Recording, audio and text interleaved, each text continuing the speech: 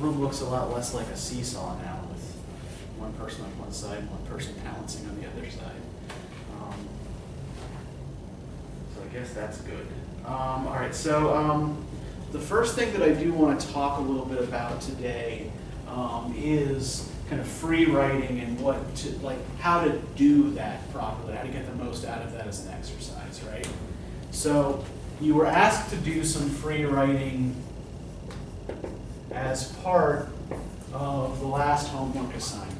But I just want to kind of make clear exactly what you should be doing when you're doing a free write, right? So the first thing you want to make sure you do when you're free writing is you want to pick something small and specific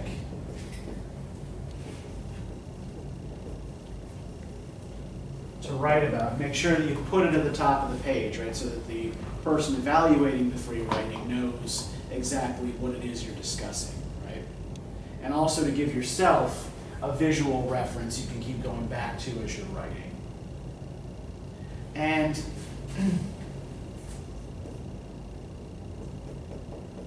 you want to make sure that you're setting yourself a time limit, right? Not that just like, I'm just going to keep writing for as long as I have ideas, right? Set yourself a specific time limit. So what the assignment for today asked you to do was to set yourself a limit of 20 minutes. What you should be doing for that whole 20 minutes is writing, right? Now, this can be hard to make yourself do, especially if you feel like you don't have more to say or anything new to say, right? But that's part of the point of the whole exercise, right? So you want to use all of the time actually writing.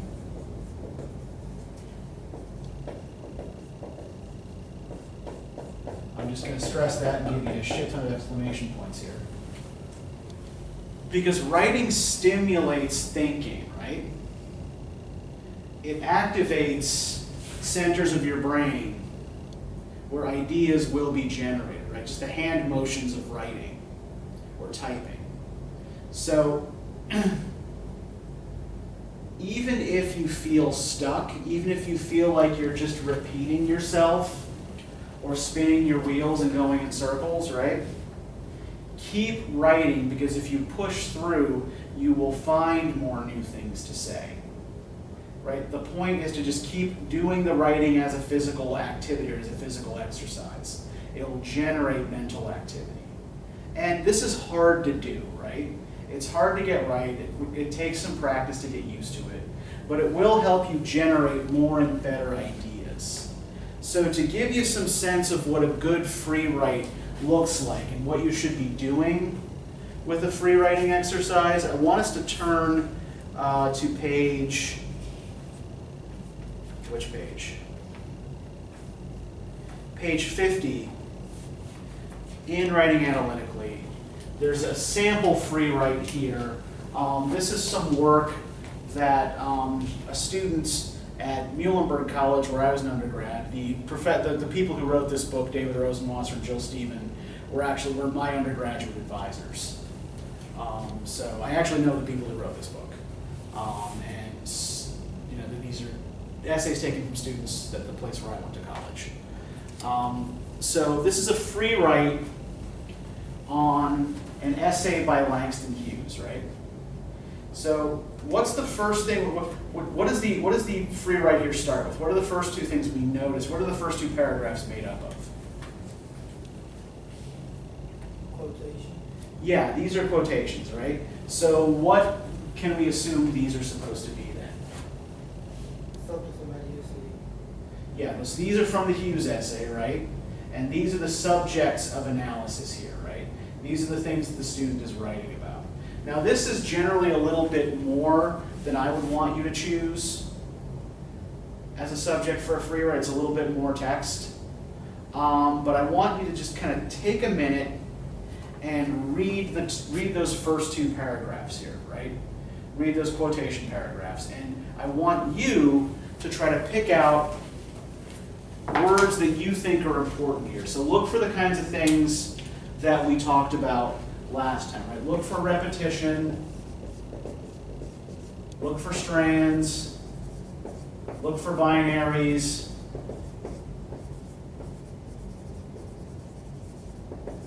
look for anomalies, and see what you can pick out in these two paragraphs, right? Just maybe take 5 minutes with them and see what you can do.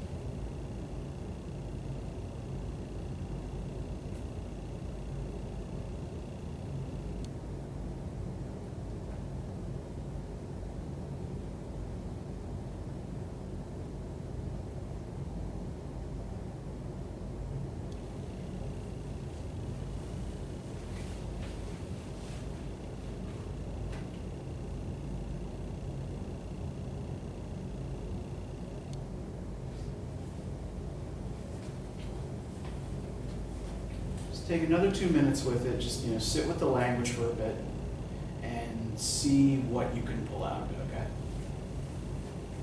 What are binaries mean? Binaries are paired oppositions, right? And sometimes they're going to be implied rather than explicitly stated, right? So it'll give you one side of the binary, right, implying that there's another one that's not being mentioned.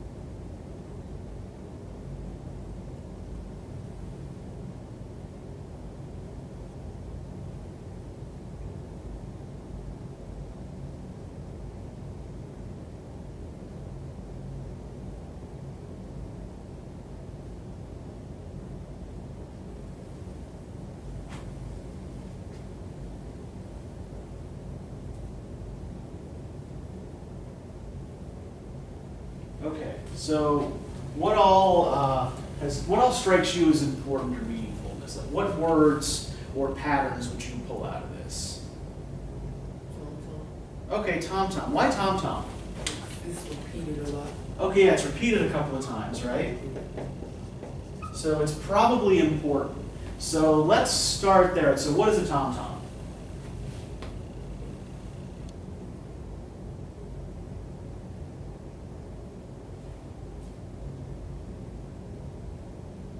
Yeah, you got like a theme or a type of music. Okay, so a tom-tom is a drum, right? So it's like when you look at like a drum kit, right?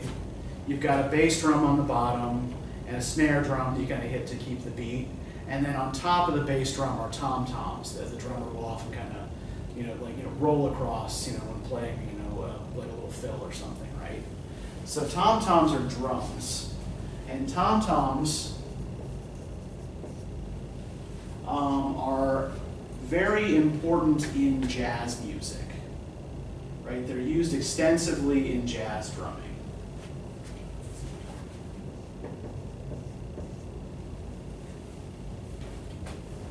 So those are things that we might want to keep in mind, right? As regard, what he's doing with this particular term, right? What he's doing with tom-toms. Well, let's think about drums for a second. Like, what do you do? What's the purpose of a drum?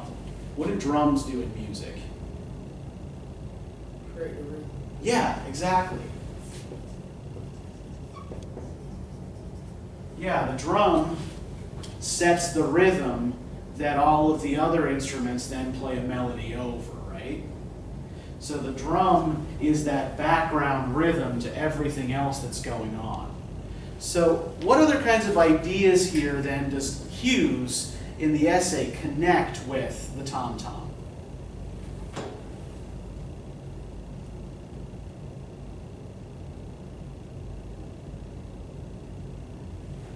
Pain and laughter. Okay, pain and laughter.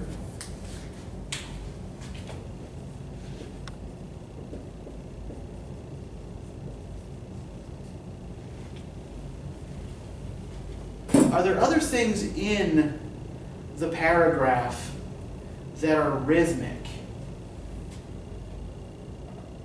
that make a kind of rhythmic noise, or that have a rhythm to them? Trains. Okay, yeah, the subway trains, right? Good. And what other ideas associated with the subway train here? Work.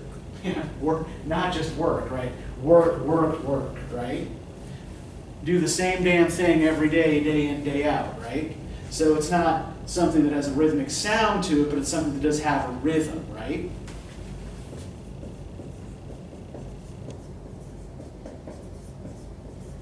Even that kind of repetition, work, sounds rhythmic, right? So is Hughes setting up the tom-tom as the rhythm of these things, as being like the rhythms of the subway trains and work, or is he setting it up against them? Is this a binary? I don't think it's about What's that? So you think it's a binary, you don't think it is. All right, let's read the sentence and see what we can do with this. So we've got the tom-tom of revolt against weariness in a white world, a world of subway trains and work, the tom-tom of joy and laughter and pain swallowed in a smile. So is he setting the tom-tom like in rhythm with the trains and the work, or up against them? Use the word revolt, so I'm getting against. Yeah, good. Yep, Jennifer's right. Yes, it is. Yeah, the tom-tom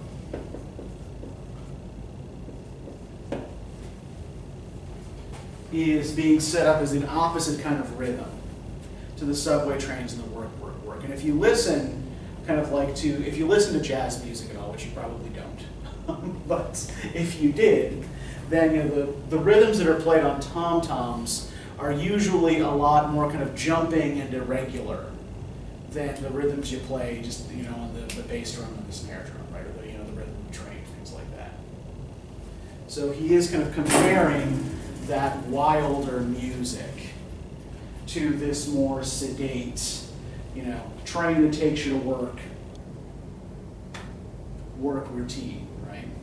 Now, what else is he associating with the subway trains and the work routine? What world is that part of?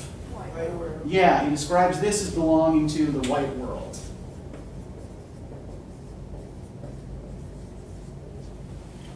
And if this belongs to the white world, then what implicitly does the tom-tom belong to? Black world. Yeah.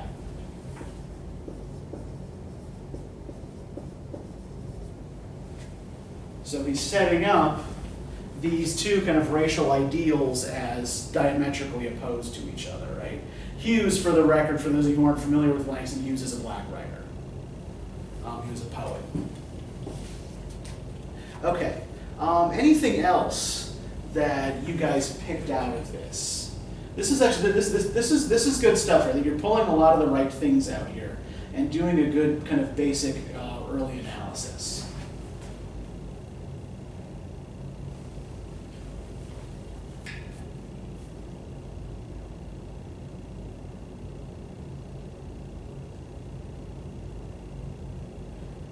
He was talking about the lady Yeah. who created jazz and how she turned all her nose up at jazz and what it could be. That kind of like implied that maybe she was racist or didn't want to do something that black people do. Okay, well, let's think about that too. The Philadelphia club woman he's talking about. Like, read that passage again. Is he talking about a white woman or a black woman?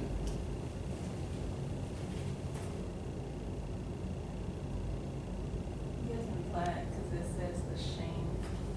Yeah, ashamed that her race created it, right? Ashamed of jazz. Ashamed that it's something that black people came up with, right? So yeah, so this pardon? Yeah. So what is he actually saying about this? Is he saying that she's racist, or what is he saying about her? Maybe she doesn't like that black people come up with stuff. Or she thinks it basically comes from the white people. Yeah, so I think I think racist is probably not the right word. Like something more like assimilationist is probably better. It's like it's someone who believes that it's better to do the things that the dominant culture prefers, right? So yeah, when he talks about so he associates this Philadelphia club woman, even though she's black, with the white world, right?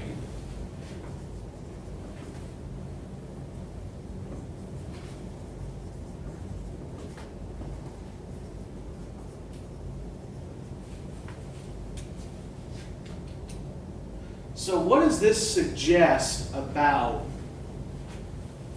what Hughes thinks holds black artists back? Their own people. Pardon? Their own people hold them back. Yes. Yeah, who are buying into this other set of values, right? And devaluing the things that come out of black culture. So yeah, so he's making an argument there about the desire to, or the cultural preference for whiteness, right? Being the source of difficulty for black artists, right? Or a source of difficulty for black artists. So we're started off on an interpretation here ourselves here, right? That we could work into a framework. Let's see what the student writer who's quoted here comes up with, and let's see how similar it is to what you guys did and the direction she takes us in, right? So can one of you start reading for us the paragraph that starts with Langston Hughes' 1926 essay? Langston Hughes' 1926 essay on the situation of the Negro artists in America says of some interesting issues that are as relevant today as they were in Hughes' time. Interestingly, the final sentence of the essay, "We build our temples," will be echoed some 4 decades later by the civil rights leader Martin Luther King, but with a different spin on the idea of freedom. Hughes writes, we stand on top of the mountain, free within ourselves. King says, free at last, by God Almighty. Word free at last. King asserts an opening out into the world, a freeing of black people finally from slavery and then another century of oppression. Okay, so what's the intellectual move here that the writer makes in this paragraph? What does she do in this paragraph? What does she start out here by doing? Acknowledging Langston Hughes and what he said, and then breaking it down to her own.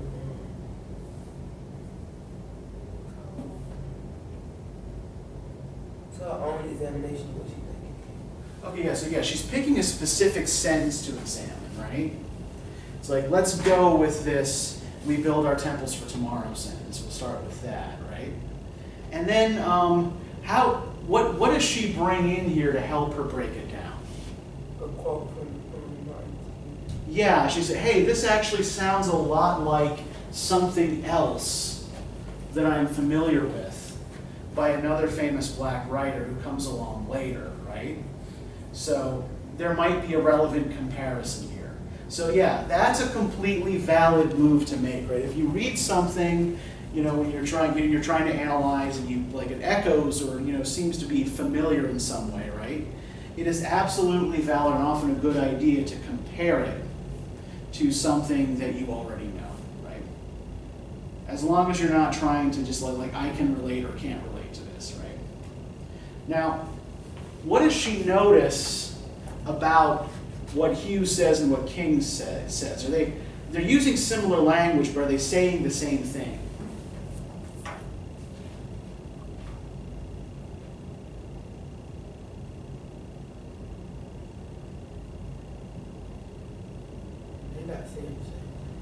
Yeah, Hughes writes, right, we stand on top of the mountain, free within ourselves, right?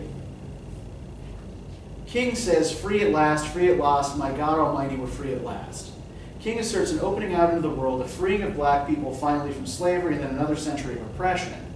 But that's not what Hughes says, right? Hughes says, what's Hughes' statement of freedom here? What does he say about freedom? We stand on top of the mountain. So he speaks on blacks in a more isolated position. Uh-huh. On top of the mountain and within ourselves. Keep going. Yeah, go ahead. Keep up. Although the mountain may stand for a height from which the artist can speak, it is hard to be heard from the top of mountains. It is one thing to be free, it is another to be free within oneself. What does this phrase mean? If I am free within myself, I am at least less vulnerable to those who would restrict me from without. I can live with the restrictions. Mine is an inner freedom. Does inner freedom empower artists? Perhaps it does. It may allow them to say what they want and not worry about what others say or think. This is one thing that he seems to be calling for. But he is also worried about lack of recognition of Negro artists, not only by whites but by blacks. His use of the repeated phrase "tum-tum" is interesting in this respect. It like the word mountain becomes a kind of refrain in the essay, announcing both a desire to rise above the world and its difficulties, mountain, and a desire to be heard, tum-tum and mountain as pulpit. Okay, good, thank you. So there are two particular things she's pulling out to analyze in this paragraph, right? What's the first thing she's pulling out to analyze here? What's the image she's pulling out to analyze? Like the thing that actually conjures up a visual sense.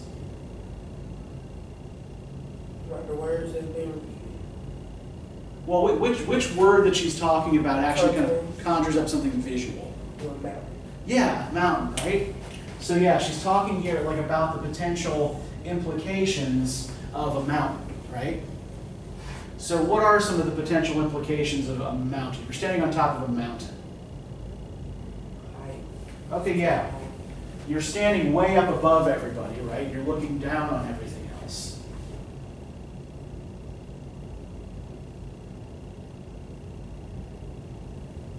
I guess you say freedom because you're away from everybody you at the top of the mountain.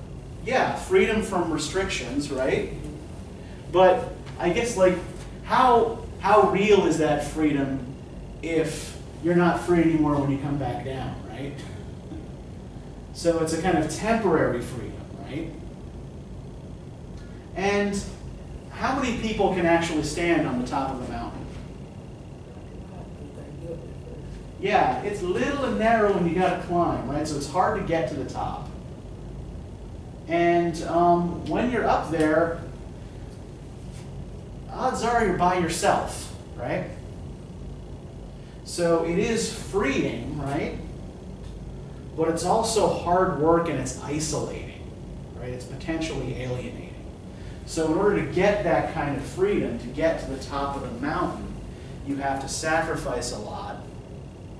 And you potentially cut yourself off from broader society, right?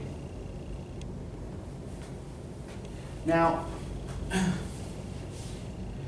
how is the mountain like the tom-tom here, though, right?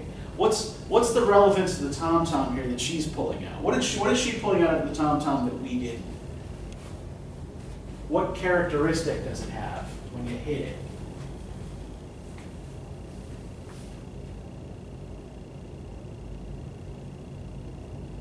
Desire to be heard. Yeah, a tom-tom is loud, right? If your neighbor is playing drums in his garage, right? You're gonna fucking hear it, no matter how much, soundproofing he puts up, right? So yeah, tom-tom is loud, it's gonna be heard. So the desire to play these tom-toms, right, to play this rhythm, is part of a desire to be heard.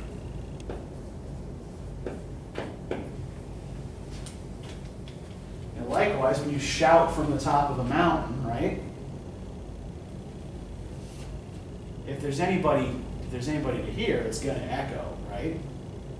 So this is a place from which to broadcast your message. Okay, so she's moving in a couple of different directions here, right? Not quite pulling it together yet. She has got a couple of different images that she's juggling and finding some similarities, right? Finding some points of contact. Let's continue here with this next paragraph with the idea of revolt, outright rebellion. The idea of revolt, outright rebellion is present but subdued in the essay. The tom-tom is a revolt against awareness and also an instrument for expressing joy and laughter. The tom-tom also suggests a link with the past African and probably Native American culture, communicated by drum and music and dance. White culture in the essay stands for a joyless world of work. This is something I would like to think about more, as the essay seems to link the lost soul with the middle and upper classes, both black and white. Okay, good. So we were actually picking up some of this stuff about the trains and the work and the connection, like the opposition to the tom, the opposition to the world of the tom-tom ourselves, right, before we started digging into this. So we see a clear connection here between what she's doing and what y'all were doing at the beginning of class. What else is going on here? What other connections is she making here that might be important?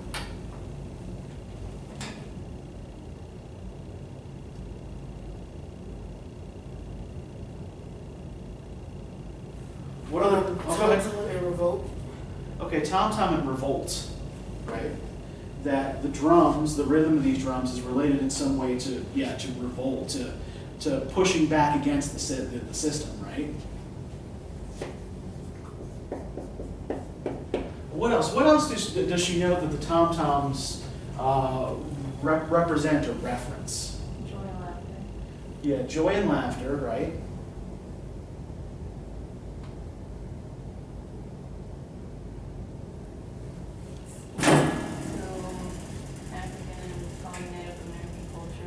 Okay, yeah.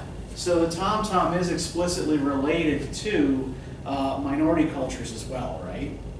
Specifically to African and Native American cultures that used it as a form not just of music, but of communication as well, right? So,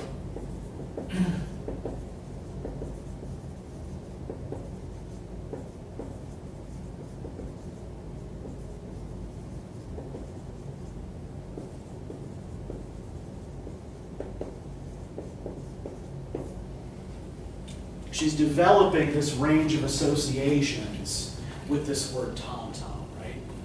And now let's see how she finishes this up. And remember that this is a free write, right? So the basic idea is to try to get as many ideas down on paper as you can, and then maybe link them up in a more formal essay as you go back and edit it, right? You're not necessarily trying to write the whole essay in a free write.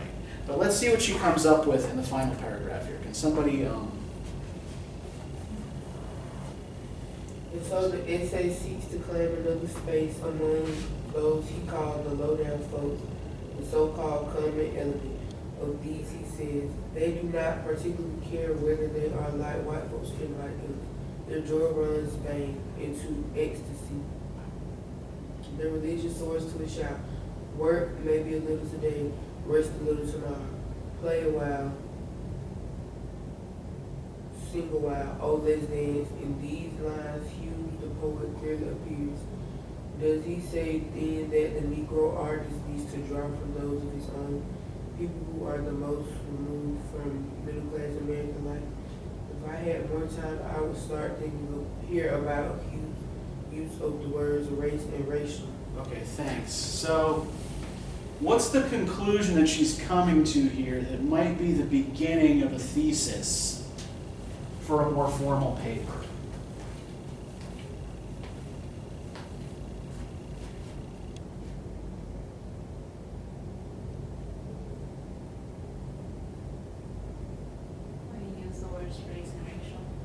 Okay, yeah, the centrality of race to this particular vision, right?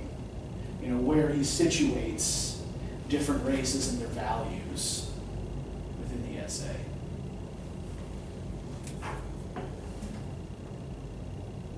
And in particular, he seems to associate more joyful and playful values with black culture, and more boring, work-driven, wealth-driven values with white culture, right? So that seems to be what she's worked her way towards, right? And I think, does she seem to be dealing particularly with the mountain image by the end of this, or does she seem to have moved on from that? Yeah, and that might be something that gets incorporated as you work this into something longer, right? But you get what the basic idea is here, the kind of thing I'm looking for you to do in a free write, right? Just, write paragraphs that take apart specific word choices, images, particular sentences, right? Just try to dig deep into the language and into the associations that particular words have. The way writers oppose different ideas to each other. It's how the tom-tom and the subway train represent different kinds of rhythm here that are associated with worlds that Hughes believes are separated from each other, right? This is the kind of thing I'm looking for in the free write. So when you're having trouble with something like a free write, go back to this example and use it as a model, right? And this is actually one of the things that this textbook provides. It provides a lot of good models for how to approach a particular writing assignment, right? So if you feel like you don't know what to do, right? Step one, come to me for help and I'll talk through it with you, right? Step two, look back at the textbook and see if you've already seen a model for what you're writing that you can try to use and adapt, right?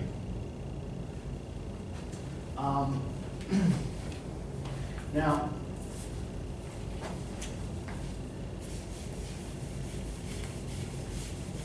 what I'd like to do today, I want to go over with you the essay that you were supposed to be writing on for today, and just try to maybe if we go over that together, it might give you a stronger sense of what to do with it. Okay, but first, let's just try a little thinking exercise. I want you all to turn to page 25. And I want us to get a little bit of practice in pulling the implications out of sentences and phrases, right? So I've got a list here. Try this exercise 1.6. A list here of statements, all of which have several possible implications, right? So that's what I want you to think about as you read each of these, right? What does each statement imply that it doesn't clearly state?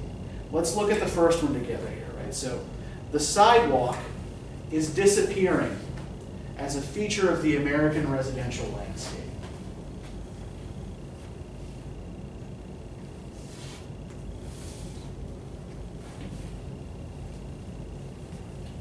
I'd say grass is probably growing over the side.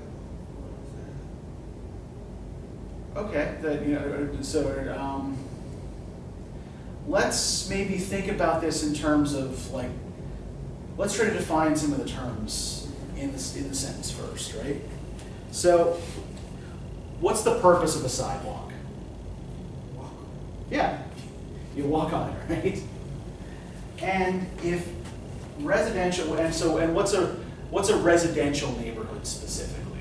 If a neighborhood is zoned residential, what does that mean it's built there?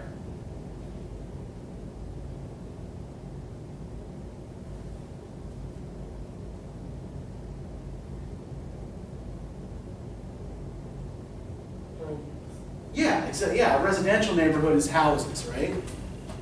So if we're not building sidewalks anymore in neighborhoods where people live, what does that indicate about, say, changes in human behavior over time?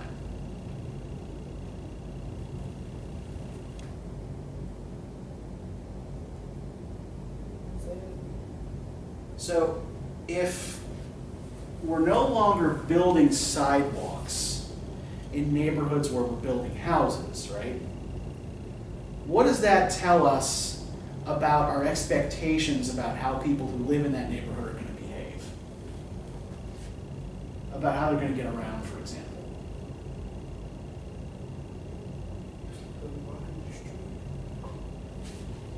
Well, streets aren't really made for walking, right? So what are we assuming they're going to do? Stay in the house. Okay, they're staying in the house. What's that? Well, how are they going to move?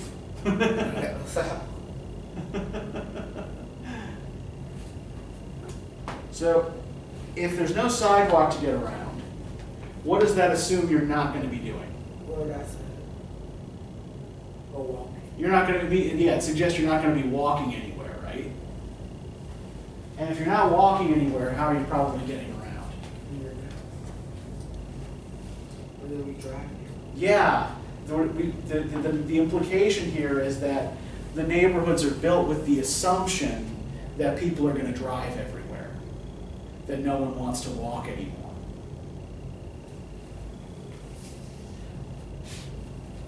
Okay, so what about this second one here, right? New house designs are tending increasingly toward open plans in which the kitchen is not separated from the rest of the house.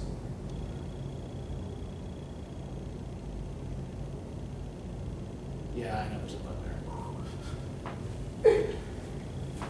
So, what does that suggest first about the way houses were built before? How are new house designs different from old house designs?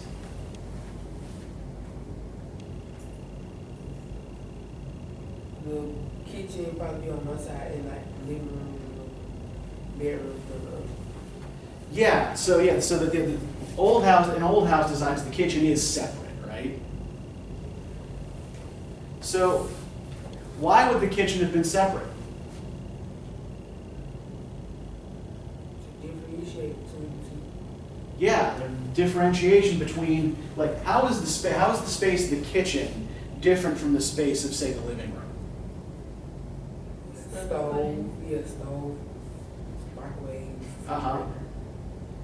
The stuff you put in the living room is TV, chair. You would put that in the kitchen. Uh-huh. So yeah, and what does that tell us about the different kinds of spaces the kitchen and the living room are, right? What is each of those spaces for? What is the kitchen for? And what is, it's for cooking, right? The living room's for like family time. Yeah, one is for relaxing, right? The living room is for relaxing, right, with your friends or family or whatever. And the kitchen is for working, right? You know, if you're cooking, you're preparing a meal, you're working. So you have, you know, workspace separated from recreational space, from living space, right? And if new house designs are taken down that wall and integrating the kitchen into the living space, what does that suggest about changes in the way people are living or want to live?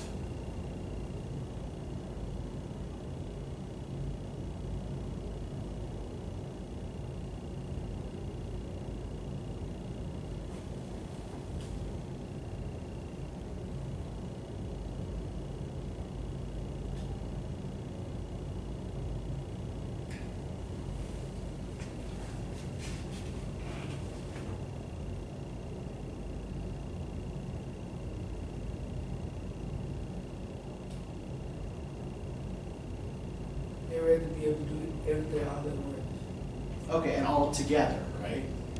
That, you know, you don't want someone off separate, you know, cooking and not interacting with the rest of the family, right? While everybody else is, you know, just sitting around watching TV or whatever, right? Or playing a board game or what have you. What else does this suggest about who's doing the cooking now in most families that are buying new houses? When old houses, like for example, my house was built in 1912, right? When my house was built, who was probably doing the cooking in a middle-class family? Was it a member of the family who would have been doing the cooking? Oh, but like the children. No, they would have like maids or something. They probably would have had a maid or some, yeah, like a servant doing the cooking, right? But as those tasks are now taken over by members of the family, right? You don't want that person separated away from the rest of the family while they're doing it anymore. So a lot of this is about kind of changes in labor patterns as well, right? Let's just kind of skip down here for a second to number 6, right? Shopping malls and grocery stores rarely have clocks.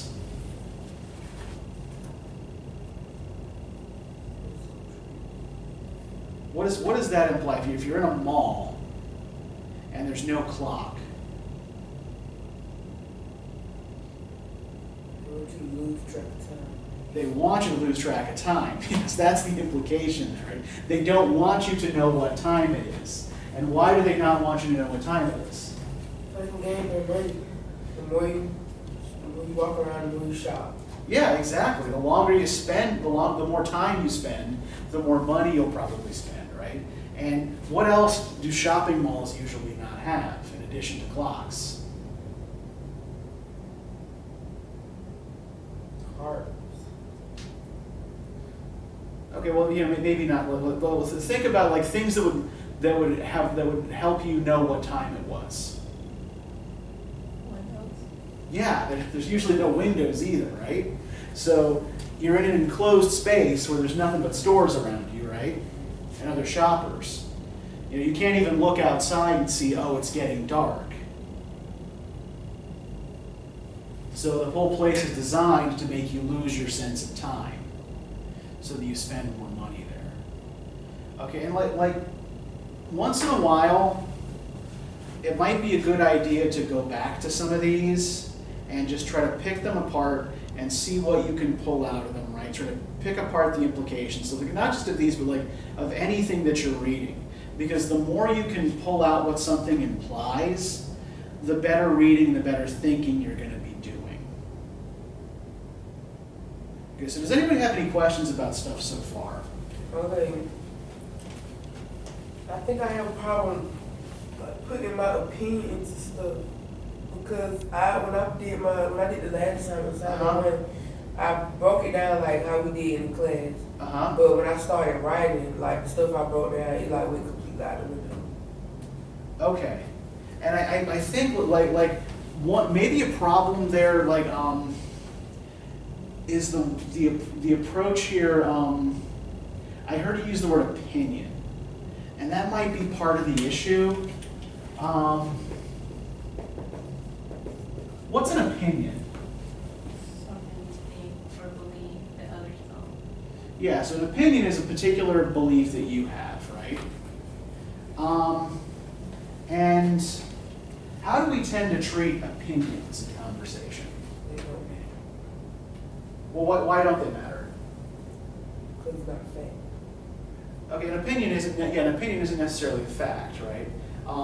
Even if it's a broadly shared opinion. Like, for example, if 62% of people believed that Barack Obama was a cactus, right? Does that make him a cactus? No, right? Clearly he is not, right?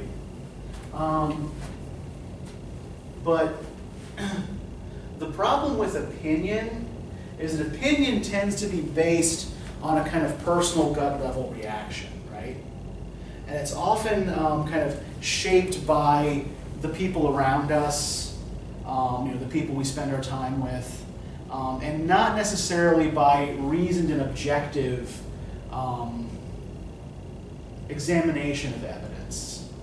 So I try to steer away from thinking about the sorts of things you should be writing as opinions, right? Because opinions are personal, and they're based solely on personal conviction.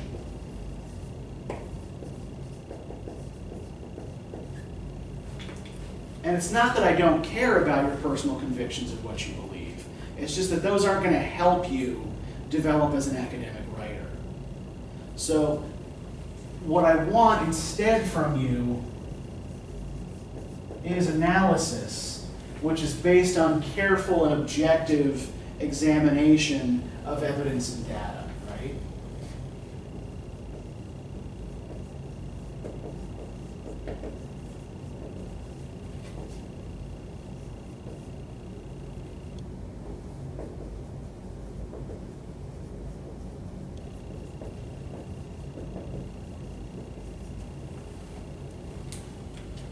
So, you remember when we talked on Tuesday about naturalizing your own assumptions, right? When you're trying to express an opinion, that's often what you're doing, right? You're kind of channeling your own experience and your own beliefs and projecting them onto something else. What I want you to try to do instead is just try to understand the thing you're looking at for what it is, right? Rather than thinking about how you can relate to it. Does that make sense? Does that help? I mean, it takes some work and it takes some practice, especially if, like, it sounds like, if I recall, you said that most of the writing you did in high school was like personal expressive writing, right? And so, yeah, that's not going to help you much in college. So it means there are going to be a lot of habits that we'll have to try to rethink and break, right? But, just the point is to just keep trying, right? Right? Don't give up and assume that you're never going to get it. The more you practice, the better you'll get at it. And it's going to take work. It's going to take practice. But we'll get you there. Okay. Does anybody have any other questions before we proceed? Okay. So, what the assignment that was most recently due was about was uncovering assumptions and trying to read against the grain.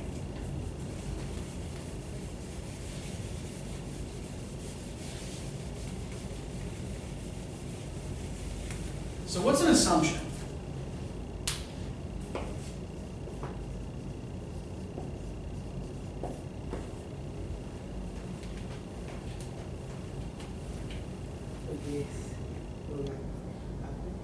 Some people assume, you can't say assumption, you say assume. Yeah, and there's the phrase, like, when you assume, you make an ass out of you and me, right? But why do we tend not to like it when people make assumptions? Because they could be wrong. Okay, they could be wrong, right? They're often, like opinions, not based on much, right? Something that is Okay, yeah, so an assumption is like an implication, right? So an implication is something that's not clearly stated that we're drawing out of what we read, right? But an assumption is something that is not clearly stated that actually kind of precedes the thing that we're reading, right? It's a fundamental belief that the thing we're reading is based on, that the writer just kind of takes for granted, right? So an assumption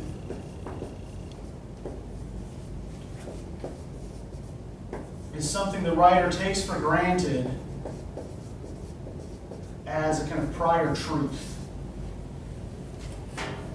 Right. Something that they think is so obviously correct that they don't need to state it, right? Or it's so fundamental that they don't need to state it. So when we're uncovering assumptions, right, what we're often trying to do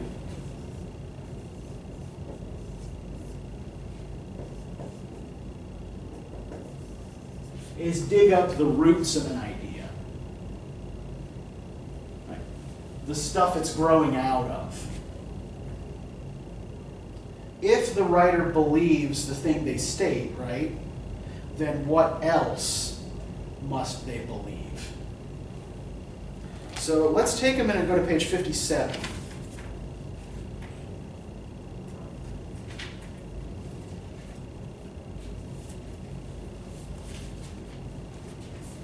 And have a look down here at the try this exercise.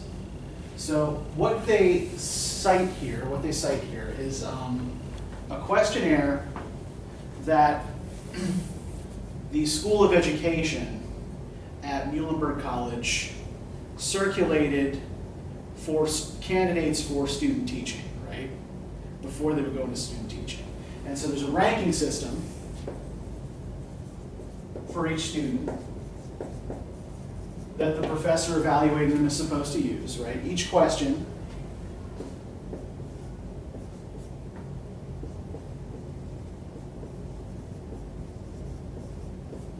is supposed to get an answer from 1, which is unacceptable, to 4, which is extraordinary.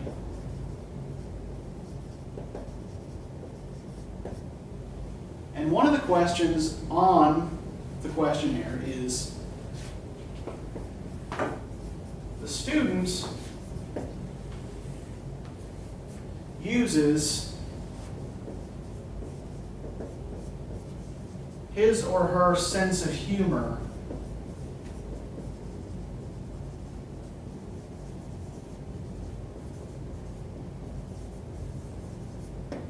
appropriately. So let's think about what assumptions underlie this question. First off, we have to think about context, right? What is the purpose of this questionnaire? What are they trying to assess?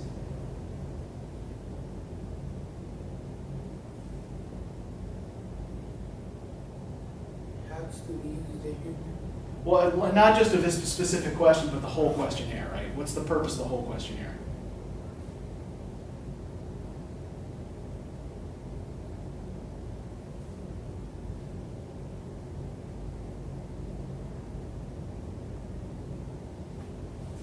Who are they assessing and why? The students. Yeah, they're assessing students, and which students specifically? Student teacher. Yeah, education students who are about to start student teaching, right? To see if they're ready for to see if their professors think they are ready for the classroom or not, right? So that's the context for this, right? So what assumptions then are baked into this question about humor and about the use of humor in a classroom setting? You have to watch what you say. Some people, what you find funny might not be funny to them. Okay, yeah. So appropriate here might refer to like, potentially offensive, right? Does this student have an especially salty sense of humor, right? that might offend students or parents. Right? What other assumptions might be baked into this about humor in a classroom setting? Disruptive. Okay, yeah. Are the jokes going to be disruptive, right? So in that sense, what would the teacher, what would the student teacher be doing with their sense of humor? If their sense of humor is disruptive.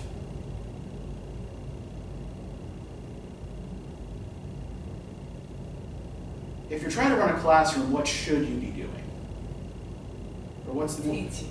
Okay, you should be teaching, right? And what do we think that looks like? What, teaching? Yeah, does teaching look like standing up in front of a class for, say, an hour telling jokes? Yeah, so there's an assumption here that the student also needs to know when to turn it on or off, right?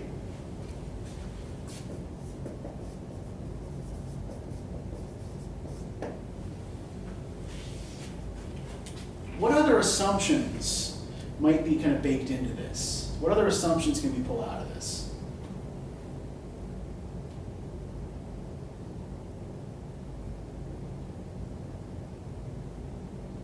Maturity level. Okay, maturity, yeah.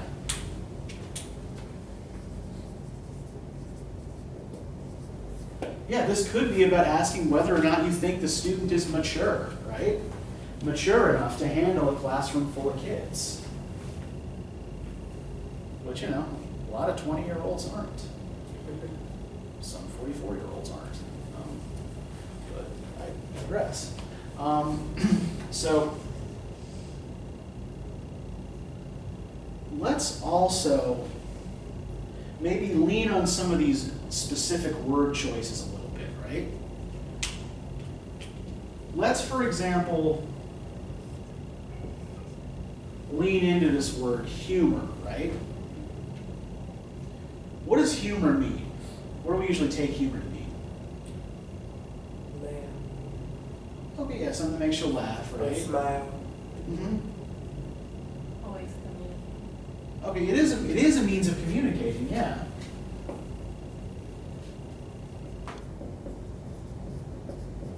But it's a means of communicating what? Jokingly. Yeah.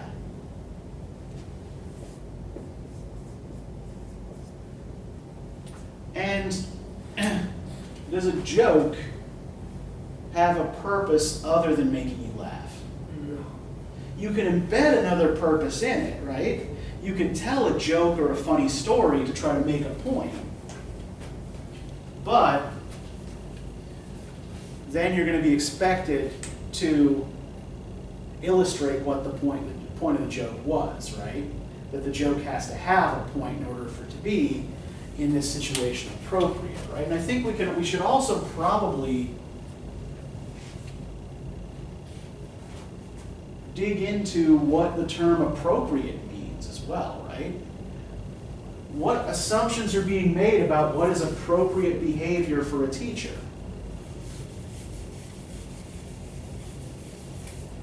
Something that won't cause apparent conflict. Okay, yes. So appropriate means, yeah, you're not going to get the principal's not going to get a lot of angry calls from parents. What else does this seem to assume is appropriate behavior for a teacher? Not making jokes at all. Yeah, or at the very least, only making jokes within a limited context, right? So there's, there's an assumption here that there is appropriate and inappropriate behavior for a teacher, right? That there are ways of behaving that are simply out of bounds.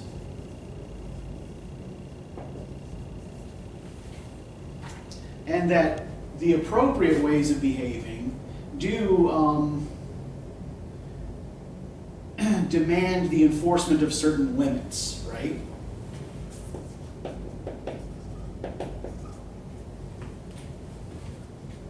That you can't just kind of do and say whatever pops into your head. Now let's see if we can take some of this and apply it to the essay. Actually, before we do that, before we get to that, I think there are also things that this idea is like, these are some of the assumptions baked into it, right? But it may also be saying certain things that it doesn't intend, right? We might be able to read things into it that are not intentional, right? So like, for example, I think that one of the things that y'all are reading into this is that maybe students shouldn't be using their humor at all in the classroom, right?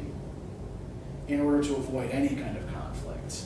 And I don't think that's what the statement intends, right? Because it does ask, do they use their sense of humor appropriately, right? But it does suggest that, maybe the best way around this conflict is to just not tell jokes at all, right? Now, we call looking for these kinds of unintended meanings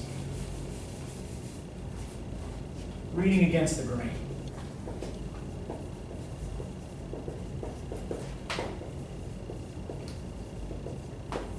And language tends to slip away from us a lot, right?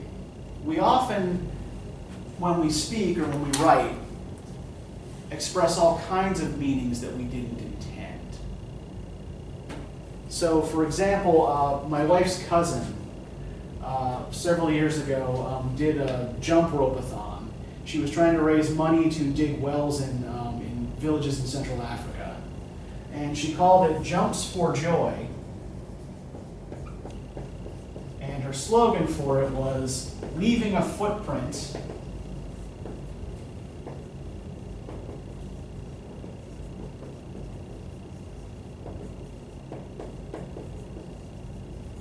on a child's heart. Now, what does that actually sound like? Killing the children. Yeah, it sounds like you're stomping on a kid's heart, right? And again, like Lexi meant well, right? She was trying to do a good thing, by her particular lights, and try to come up with a catchy slogan to promote it. But the fact that she didn't intend for it to mean stomping on a kid's heart doesn't mean that that's not a valid interpretation of what she said, right? To give you some examples from, like things like newspaper headlines. This was from the Toronto Star a couple of years ago.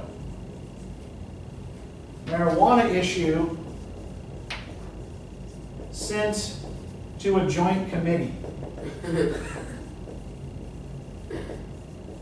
Now, what they meant was, a committee made up of, like senators and legislators from the lower house, right?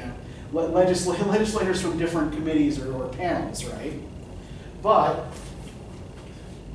because we all know we get the joke here, right? It's not an intentional joke. They didn't mean it. But nonetheless, this is how we read it. Another good one. One-armed man applauds the kindness of strangers.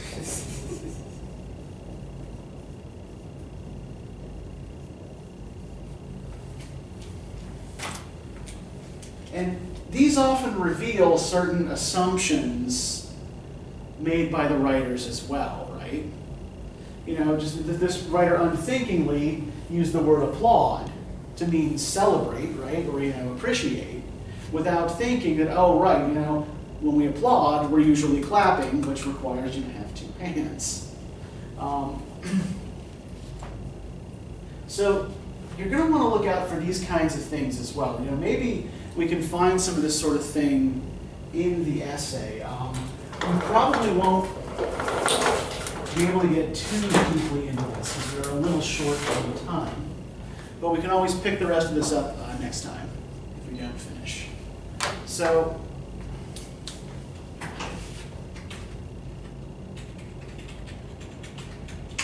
me just call this up real quick.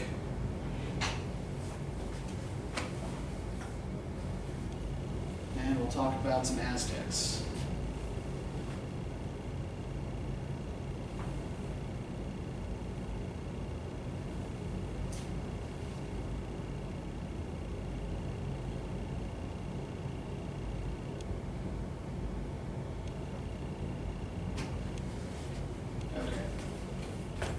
So let's look at the very beginning of the essay first, or the situation that the author sets up in order to frame his argument, right? So, in the spring semester of the school year, I teach a class called Happiness. It's always packed with students because, like most people, they want to learn the secret to feeling fulfilled. How many of you want to be happy in life, I ask? Everyone raises a hand, always. How many of you are planning to have children? Almost everyone raises their hand again. Then I lay out the evidence that having kids makes most people more miserable, and that their sense of well-being returns to its former levels only after the last child has left the house. How many of you still want children, I say? Maybe it's just obstinacy, but the same people who wanted to be happy still put their hands up.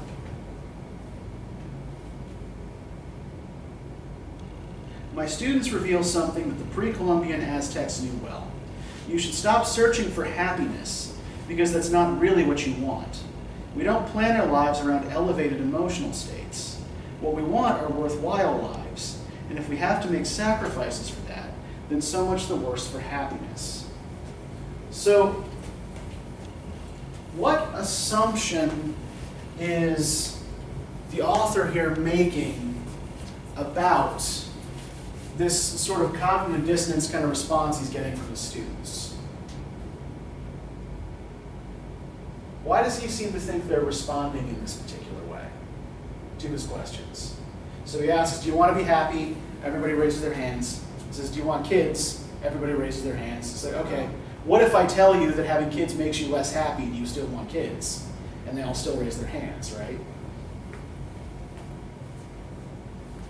What assumption is he making about his students here? That they really don't want to be happy.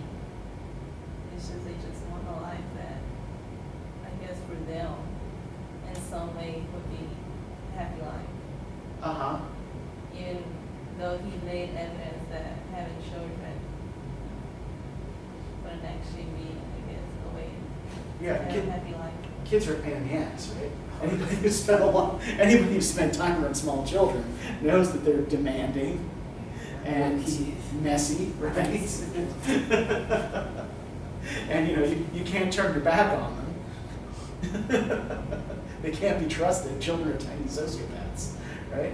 But well, I would say people don't do what they want regardless of what he said. Because even when he said that you're not going to be happy with children, they still raise their hand and they want children. okay. So it's probably just the thought for them of having everything made them happy. Well, let's think more about the way he is thinking about their response, right? The way the writer is thinking about their response here. What does he think that maybe they don't quite grasp, or maybe they're confused about? Yeah, like they're always going to be happy. Yeah, like what the actual definition of happiness is, right?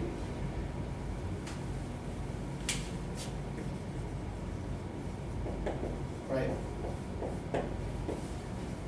Whether happiness is what they actually want, or whether they want something else that they call happiness, right? So he seems to think that this is coming down to a confusion in vocabulary, right?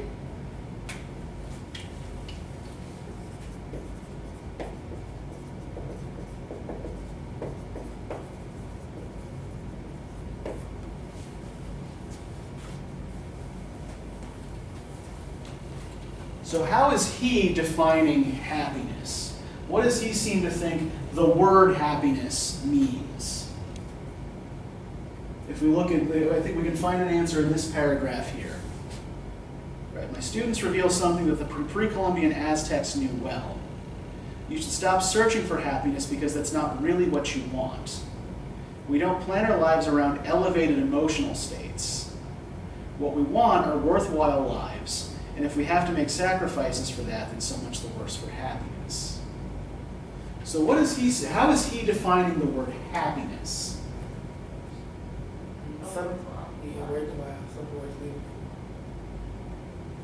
So I'm sorry, I didn't quite get either of those. Work around life.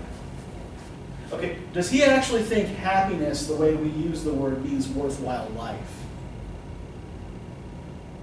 You think it's an elevated emotional state? Yes, exactly. Yeah, when we talk about an elevated emotional state where nothing bad happens, right?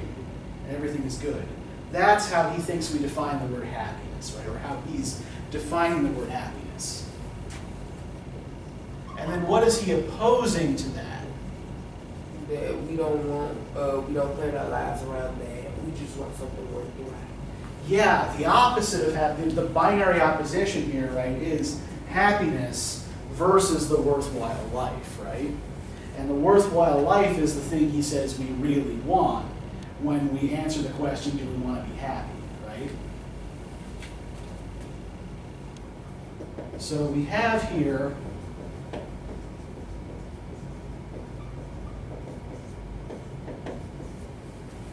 our organizing, or at least one of our organizing binaries here, right? Now, in the next three paragraphs, we're going to see another binary introduced here, right? The Aztecs, who lived in modern-day Mexico, have long been overlooked in the West, a term that Latin American philosophers dispute, hence my quote marks. When I teach my class, the only thing students tend to know about the Aztecs is that they engaged in human sacrifice. But before the arrival of the Spanish conquistadors, the Aztecs had a philosophically rich culture with people they called philosophers and their specious counterparts, the sophists. We have volumes and volumes of Aztec thought recorded by Christian clergymen and codices. Some of the philosophic work is in poetic form, some is presented as a series of exhortations, and some even in dialogue form. These points invite comparisons with the philosophers of classical Greek antiquity, especially Plato and Aristotle. These men argued that happiness comes naturally when we cultivate qualities such as self-discipline or courage. Of course, different things make different people happy, but Aristotle believed the universality of reason was the key to a sort of objective definition of happiness when it was supported by the virtues of our character. So, do we see another binary developing here that's related to the first binary? What's the next opposition here that Purcell is setting up?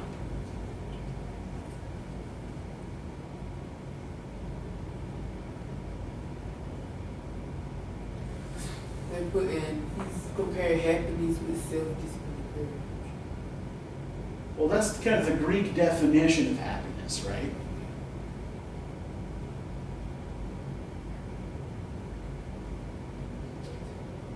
Is he comparing here maybe two groups of people, two societies? Yeah, that's where the other binary lies, right? And which society is he associating with each of these qualities? The Greeks with happiness and the Aztecs with worthwhile life. Good, yes.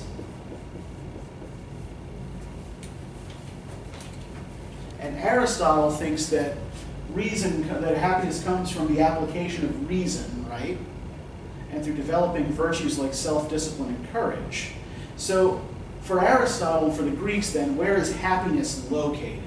In society or in the self?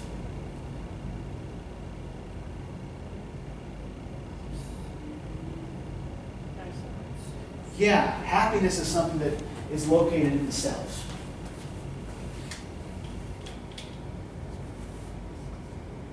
No, wrong one.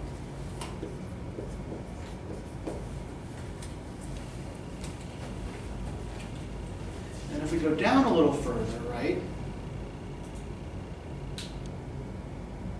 we see on the one hand that the Aztecs acknowledge that life can't be happy all the time, right? that, there is no joy that comes unmixed with pain or loss. But the answer is that we should strive to lead a rooted or worthwhile life, right? So, if we're living a rooted life, and as we go through the rest of these paragraphs, we're running out of time, but so if the Greeks are fixated on happiness as being a feature of the self, right? And the Aztecs are, kind of on the other side of that. Where would the Aztecs locate the idea of a worthwhile life? Is it in the self or in something else? Do you find rootedness in something else? Yeah.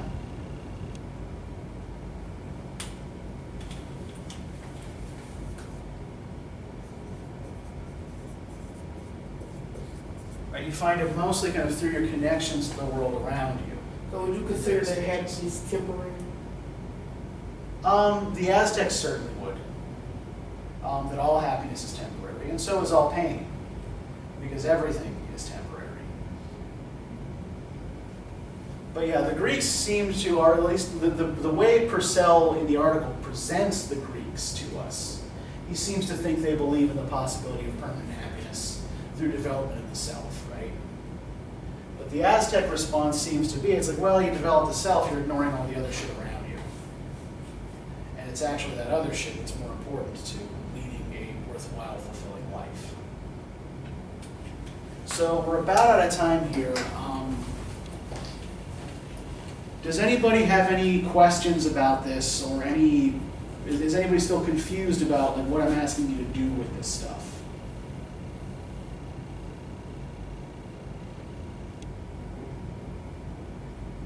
So we're going to keep practicing with this sort of thing, right?